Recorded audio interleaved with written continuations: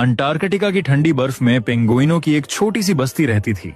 उसी बस्ती में रहता था अल्फा, हमेशा हंसता मुस्कुराता मौज मस्ती में रहने वाला सबका चहेता पेंगुइन। जिंदगी उसके लिए बस खेल, हंसी और बर्फ में फिसलने का नाम थी।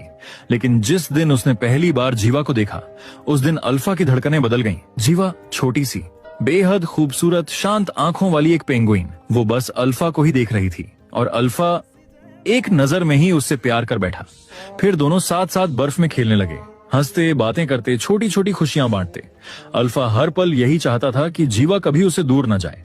एक दिन दोनों रोज की तरह साथ बैठे थे। तभी अल्फा ने जीवा से पूछा, तुम्हारा सबसे बड़ा सपना क्या है? जीवा ने कुछ नहीं कहा, बस सामने दिख रहे बर्फ से ढके ऊंचे पहाड़ों की ओर इशारा किया। अल्फा कुछ समझ नहीं पाया। तब जीवा ने कहा, मेरा सपना है कि मैं उन पहाड़ों को सामने से देख सकूं, उन पर चढ़ सकूं और सबसे ऊंची छोटी से खूबसूरत नजारों के बीच तुम्हारा नाम पुकार सकूं। जीवा की बात सुनकर अल्फा हंस पड़ा। उसने कहा, वहां ना पानी है ना खाना, वहां जाना नामुमकिन है। इसी बात पर दोनों के बीच हल्की सी नोक-झोंक हुई, लेकिन प्यार वैसा ही रहा। कुछ समय बाद अचानक जीवा की तबीयत बिगड़ने लगी। अल्फा ने उसका बहुत ख्याल रखा, दिन रात उसके पास रहा।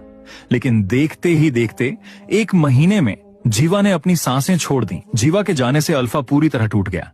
जिसके साथ उसने अपनी पूरी जिंदगी सोची थी, वो अब उसके साथ नहीं थी। कुछ समय बीता। खाने की तलाश में पूरी पेंगुइन बस्ती को वो जगह छोड़नी पड़ी। जब सब जाने लगे, अल्फा वहीं रुक गया। उसने पीछे मुड़कर वहीं ऊंचे बर्फीले पहाड़ देखे और उसे जीवा का सपना याद आ गया। उसी पल अल्फा ने फैसला कर लिया। कोई उसे समझ नहीं पाया, लेकिन अल्फा रुका नहीं। वो आगे बढ़ता गया, चलता गया और आखिरकार उन पहाड़ों की चोटियों तक पहुंच गया।